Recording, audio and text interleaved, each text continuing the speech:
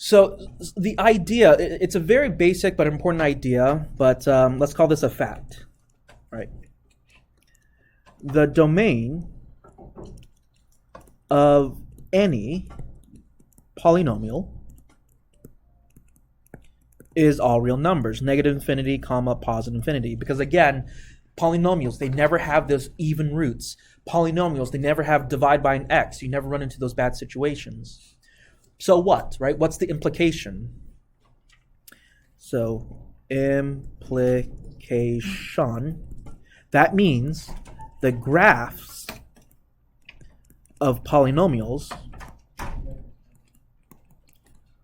will always span the entire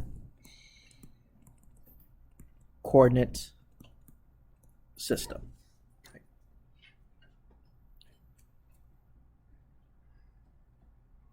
Okay, well, so what? Now, with the exception of a constant function, you know constant functions are purely horizontal. Would you guys agree with this rough generalization? If you were to go to Desmos and smash your fingers on the keyboard and make up a random polynomial function, it's probably going to be squiggling somewhat, right? If you were to make a random polynomial, more chances than not, it will squiggle. Well, that means if a polynomial function must span the entire page, so let's imagine that this is my page in front of me. As the graph goes to the right, if I squiggle to the right, if it's not a constant function, do you agree, going rightwards, the graph really only has two places to go. It can either go up or it can either go down, right? I mean, if it's not a constant function, if it's not horizontal, do you agree that when we move rightwards on a piece of paper, you only have one choice if you can't go rightwards? You can either go up or you can go down. Similarly, towards the left, because I know a polynomial function needs to fit on my entire page, if it's not a constant function, it's going to be squiggling, it's going to be increasing or decreasing. You really only have one choice to the left. The graph will either go up or the graph will either go down. This type of analysis, hey, when you go to the left, is it going up or down? Hey, when you go to the right, is it up or down? What you are doing is analyzing a graph's end behavior. So a little vocab here. Where a function goes for the extreme values of x's. Now, what does that mean, extreme values of x's? That means really big x values positive or really big values negative. That's just a fancy way of saying to the far left and right. So where a function goes to the far left and far right, that is what we call the end behavior. So where a function goes with the extreme values of x's is called end behavior. So one of the objectives or one of the expectations is if I give you an equation, I expect you to be able to tell me what the end behavior is. Now you got a couple of ways to do this. Number one, you can just pure gamble. Right? I'm not going to study this. I got 1 out of 4 chance of getting it right. Because you do have a 1 out of 4 chance of getting it right. It's either right and up, down and left and down, left and up, so on and so forth. All those combinations. So pure chance. I advise against that. Don't do pure chance. Number 2 is you can sort of think it through logically. So the concept or the idea is a polynomial's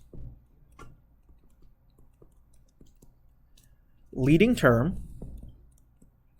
And what is the leading term? That is the term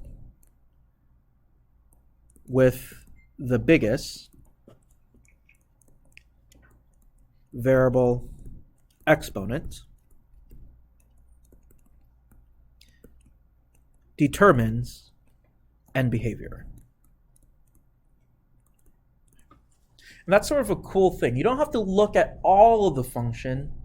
You only need to look at the one single piece. So for example, if I just pull up that random polynomial functions I graphed in Desmos, 2x to the fourth plus 6x cubed minus 3x plus 1. The 2x to the 4, that's the guy that holds the biggest exponent.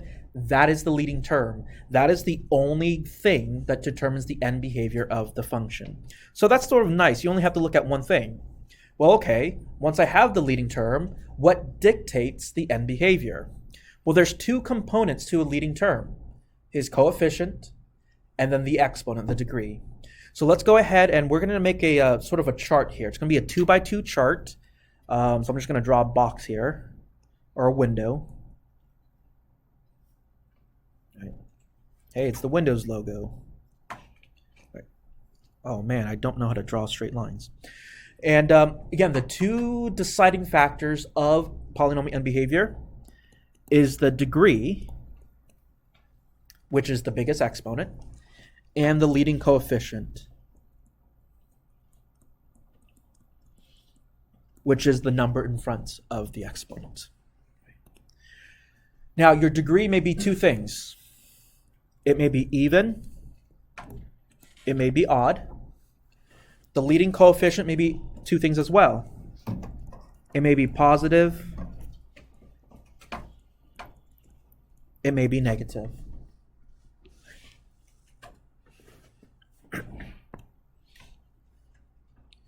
So in the top left corner, even degree, positive leading coefficient. What does that look like? Well, that could be, for example, I don't know, I'm just making this up, 5x to the fourth power, right? The exponent is even, the number in front is positive. If your leading term has those conditions, the polynomial is guaranteed to go up and to the right, up and to the left. If you had an odd degree and still positive, for example, I don't know, say 2x cubed, right? The exponent is odd, but the number in front is positive. It is guaranteed to go up and to the right, down to the left. Notice I'm not connecting these arrows because end behavior does not tell you what happens in the middle. I don't know if it's just one swoop, if it's two swoops, if it's a million swoops. We do not know. We can only talk about the ends. Bottom left corner, what if you have a leading coefficient that's negative, but your degree is even? For example, say negative x squares. Right? Exponent is even, negative in front. It's guaranteed to go down on both sides. And then, last but not least, odd negative. Say, for example, negative 3x to the seventh. I'm just making it up. That's guaranteed to go down and to the right and up to the left.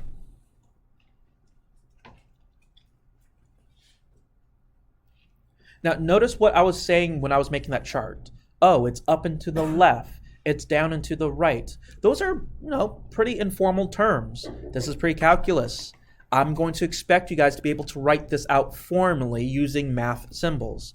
This thing is called arrow notation. So let's go ahead and write down the arrow notation for this end behavior. So, top left corner. How do I write left and up, right and up? This is how.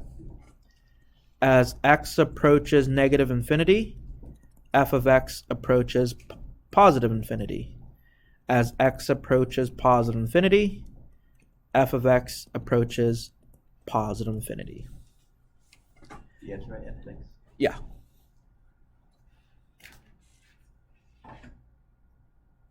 That is arrow notation for left and up, right and up. Anyone confused about what the heck that means?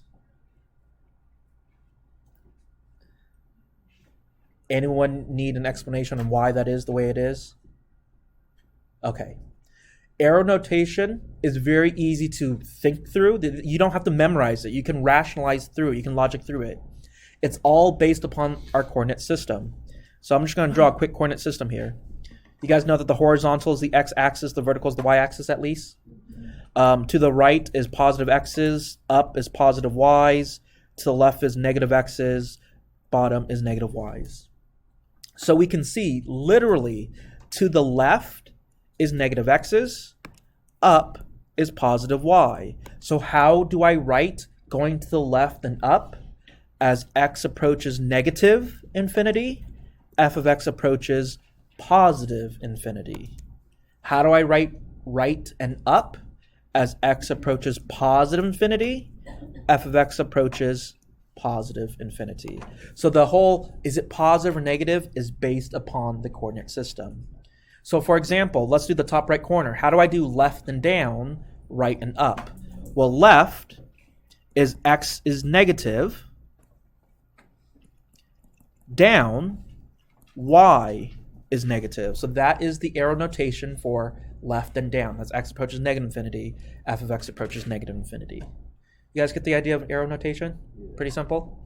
Basically just reading the coordinate system. So let's quickly fill in the chart. I think you guys get the idea. So fill it in yourself, but compare it with mine to make sure you're doing it correctly.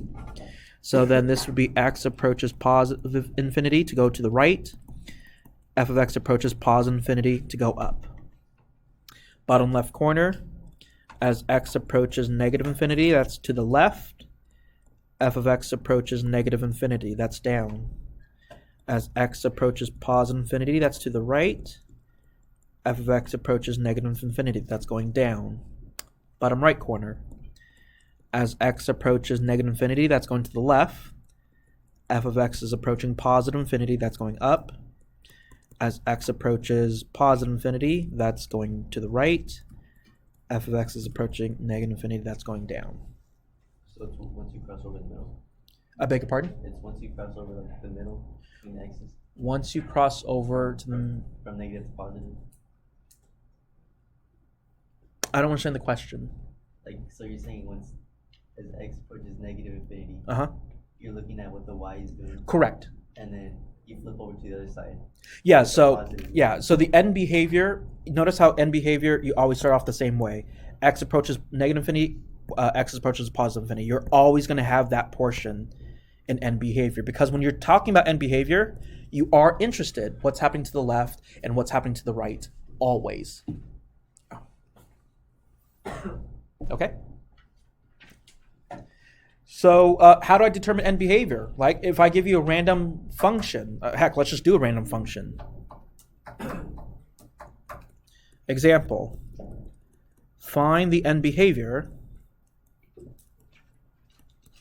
of, and just to make it truly random, you guys just start spewing out some numbers. 4x squared, 3x, just keep spewing them out. 5 plus 6x to the 7 minus 2x, 0 would not work. 9. Plus 9. There you go. So a truly made up function, you guys created it with random numbers. I want to find the end behavior of it. Well, here's the idea. End behavior is determined by the leading term. The leading term is the guy that contains the biggest variable exponent. I hope it's not very hard to see that the leading term is 6x to the 7. So what could you do? Well, number one, you can just memorize this chart, right? And since I gave you an index card for the test, it might not be a bad thing to have. So you look at the degree. What is his degree? Oh, that's odd. You look at the leading coefficient. What's the leading coefficient? Oh, it's positive. So you go to odd positive. Boom. There's your leading there's your end behavior. You write it down. Now I want to be honest with you. As a student, I didn't memorize this. As a teacher that has been doing end behavior for forever, I have memorized it, and memorizing will save you a lot of time. But if you're one of those people that stresses, oh my goodness, this is more stuff to memorize, you don't have to memorize it. You can logic your way through it. So end behavior, fortunately, is one topic that you can think through. So yes, let's not use the chart, even though the chart is nice to have. Let's think this through logically. End behavior, we want to know what happens to the left and to the right. To the left, well, actually, your left. To the left, aren't those negative x values? So just put a negative into the leading term, right? So I'm going to take the leading term, and I'm going to put a negative inside of it. And then you just do the math. What's negative to the 7th power? Negative times a positive 6? Negative. What does this say? When x is negative, my y values should be negative. That means when I go to the left, negative x's, my y value is going to go down because I get negative answers. So as x approaches negative infinity, my function is going to go to negative infinity. And you do the same thing for the positive x. You do the same thing for going towards the right. Just plug a positive in to the leading term. Positive to the 7th power is positive, times a positive 6 is positive. That says as x is positive, my y will be positive. Or in other words, as x goes to positive infinity, my f of x will go to positive infinity. So there's the end behavior of that function without having to memorize this chart. But you can if you want. You chose that because it's the biggest exponent, right? The end behavior is determined by the guy that has the biggest exponent, yes. Easy peasy? Okay. As stated before, today's lesson is sort of 3 separate modules, and we're going to put at the end. So that's the end of the first component. In order to sketch polynomials, our ultimate goal, we need to be proficient at end behavior. The second thing we need to be proficient at are finding x-intercepts. Now, why would we care about x-intercepts when it comes to graphing? Because I already told you, you don't have to be super duper precise. But we have this cool theorem in mathematics called Bolzano's theorem. And this is what Bolzano states. Bolzano states that for any continuous function, and remember, the word continuous means it's all glued together. There's no gaps, there's no holes, there's no jump. It's nice and connected. For any continuous function, if f of a and f of b have opposite signs, by signs, I mean positive and negative. So for a continuous function, if you find a point that is positive and a point that is negative, then there exists at least one c is a number, such that f of c equals 0.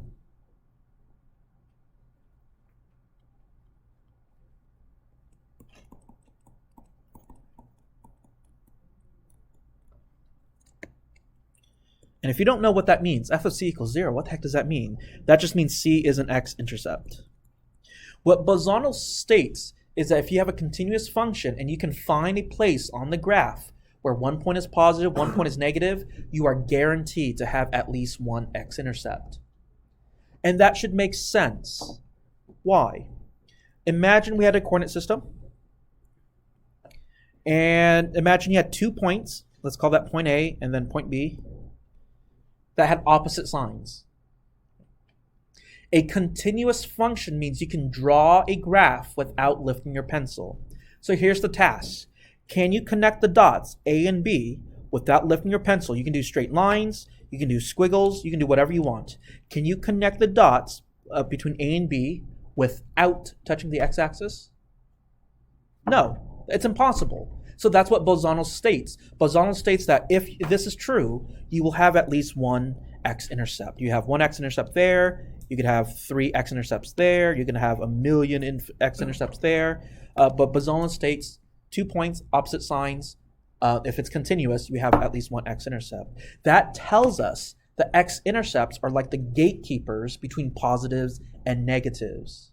That tells us that between x-intercepts, your function is always going to be positive or always going to be negative. So that's like the implication. So what?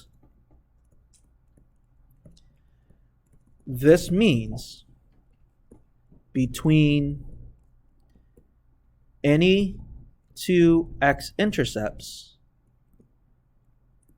your function is always positive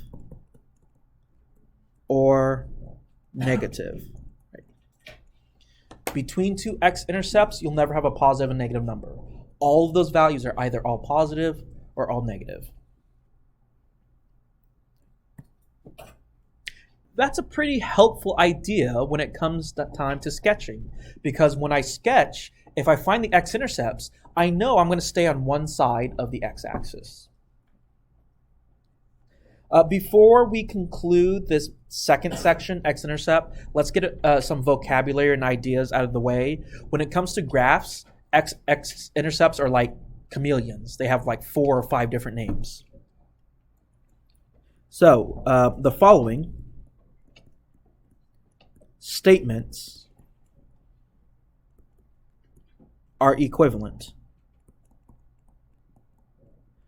I will be using these terms interchangeably, so you're going to have to be proficient at knowing what each terms mean. So number 1, x equals c is an x-intercept of some function. Let's call it p of x. Right? If I have an x-intercept, number 2, that means if I plug that number into the equation, it should give me answer 0. Number 3. That also means if I take x and I minus that number, that new polynomial is a factor of my function. Number 4. If I say something's an x-intercept, it's also called a 0. Number 5. If I call it a 0, it is also a solution.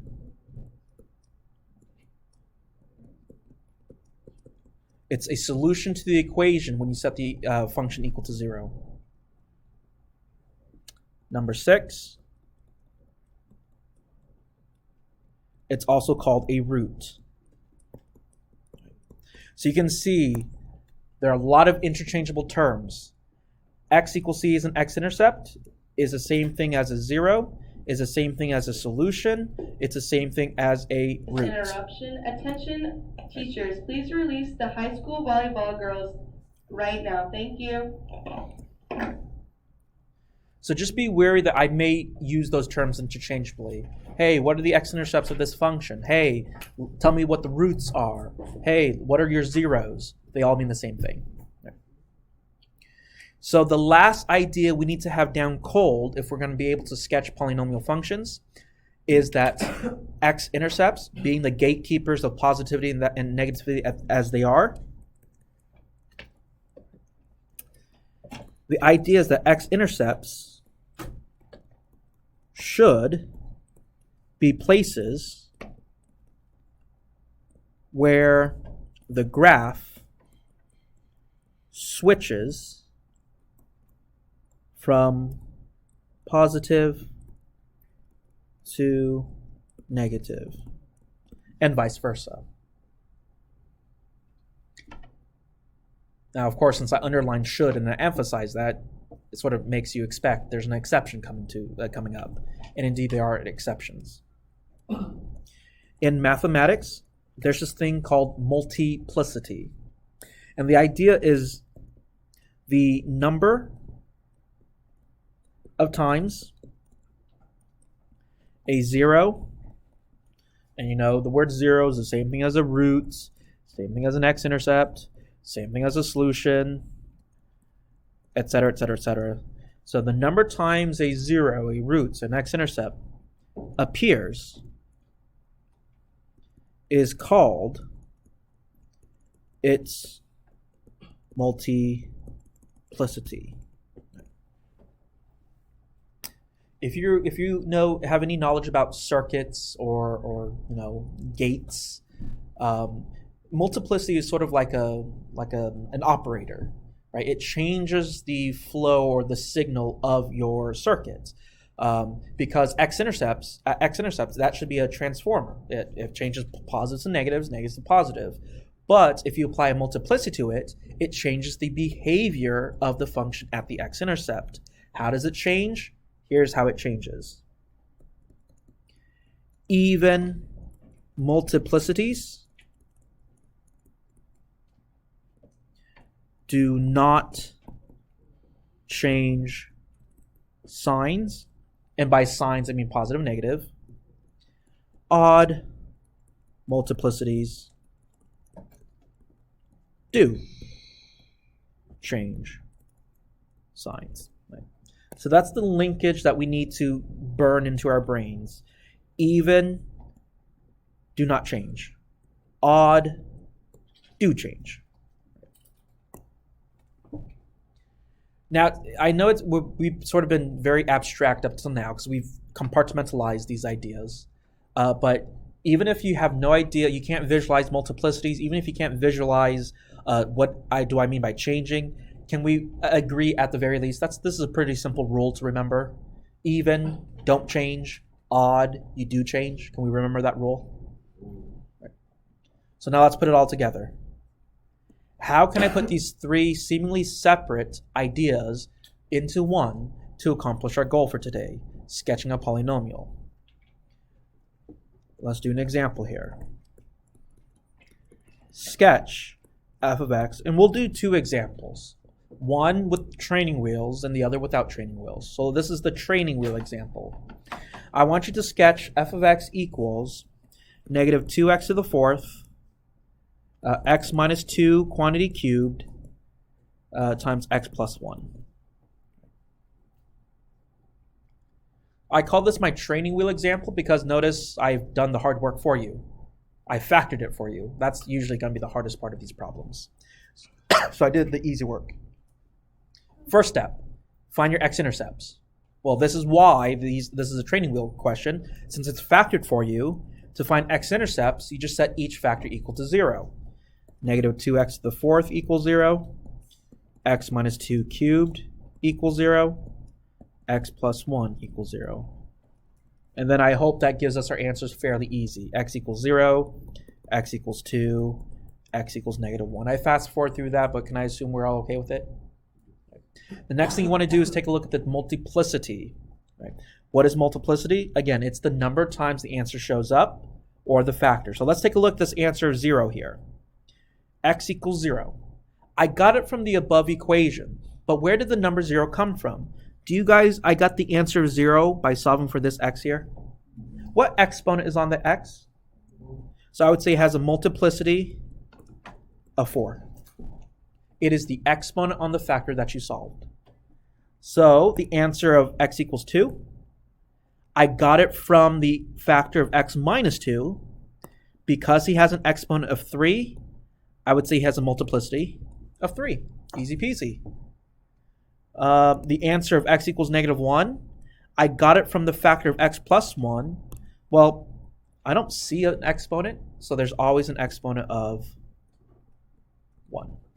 Are we okay with the multiplicities here? Okay. Now, I really don't care about the numbers. I couldn't care less if it was 4, 10, or 17. All I care about is even or oddness. So 4 is even, 3 is odd, 1 is odd. The last thing I want to look at is polynomial end behavior. To find polynomial end behavior, I have to look at the leading term. This is a problem. It's in factored form. I can only tell leading term when everything's multiplied all out. But you know what? I'm going to be honest with you. I don't want to multiply this guy out. That's a pain in the butt. I got 5 separate factors that I have to distribute. That is a nightmare. Fortunately, I don't need the whole polynomial. I only need the leading term. So if I give you factored form, to find the leading term, just multiply all the leading x's with their multiplicities. So I'm going to take this x, multiply it by this x with his multiplicity, multiply by this x with his multiplicity. So what does that give me? That gives me negative 2x to the fourth times an x with a multiplicity of 3 times another x with a multiplicity of 1. And then you just do some math. What does that give you? Negative 2x to the 8th. You guys understand what I did there? All right. And then you just find end behavior. So you can either plug in positives or negatives, or you can scroll up your notes and take a look at that chart. But either way, you're going to find out that it goes down on either side. That right there, I would say, is 99% of the work you will ever have to do for this section. which I don't think is hard at all. All you got to do now is compile it on a sign diagram. You guys remember when we did sign diagrams in Unit 1 to solve nonlinear inequalities? Some of you guys are shaking your head no's. What you were doing is you were solving the equation. You put your answers on the number line. So I got answers -1, 0, and 2. Notice how this creates 4 regions. And I had you guys pick x values in each region. Say x equals -2, x equals -0.5, x equals 1, x equals 3. And I had you guys plug it into the equation to see if it's positive or negative. Not hard work, but quite tedious. A sign diagram could probably take you like 1 minute, 2 minutes to do. With end behavior, with multiplicity, it should take you all of 5 seconds. How do I fill out the sign diagram in about 5 seconds? Well, I know the end behavior should go down. Going down are negatives. So at the very ends, I know they are negatives. Then you read from left to right, listen to your multiplicities. Even multiplicity does not change, odd multiplicity you do. So let's go from left to right. Going from left to right, I'm approaching -1. Here's -1 here. It has an odd multiplicity. So my sign will change from a negative to a positive. Keep going. Keep going to the right. Oh, we are approaching 0. Here is 0 here. It has an even multiplicity. Even multiplicities do not change. So this positive here does not change. He stays positive. Oops. There we go. Keep going to the right. 2. Here's 2 here. He has an odd multiplicity, so the signs do change. This positive should change to a negative as it does. That right there is the complete sign diagram. Now all you got to do is convert that into a sketch. Notice I didn't say graph. Convert that into a sketch. So draw some tick marks. Plot it. So I got an x-intercept of -1, 0, and 2. And then just listen to your sign diagram.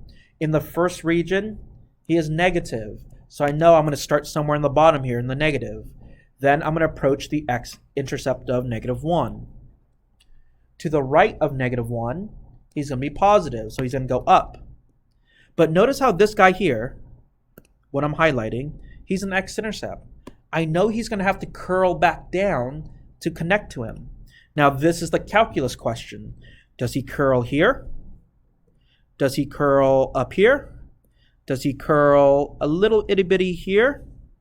We don't know yet, and I am not going to make you responsible for that knowledge. That is a calculus thing. All I want is a general shape. So just curve it wherever you want. Now we are to the right of x equals 0. He should still be positive. So I'm not going to go through. This would be bad because that's negative. I'm going to stay positive by bouncing up, connecting to the x-intercept again, and then I can go through because I need to be negative. Yeah, it seems like a long process because we're doing this very slowly and explaining it, but once you go full steam, if I, from start to finish, give you an equation, ending up with a sketch should take you like 30 seconds, a minute flat. I think it is a nice, easy way to get a clean picture of the shape of a function.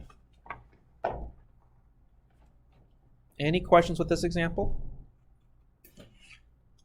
The only way I can make this quote harder is if I do not give your polynomial in factored form first. But that just means you have one extra step. You got to factorize them. I did prepare an example though, but it's the same concept. Does anyone need to see another example? Alrighty, that is it. That is 3.2. I'll just do it for you. Sketching polynomial functions. So if I give you an equation, I expect you guys to be able to, from start to finish, produce a decent sketch.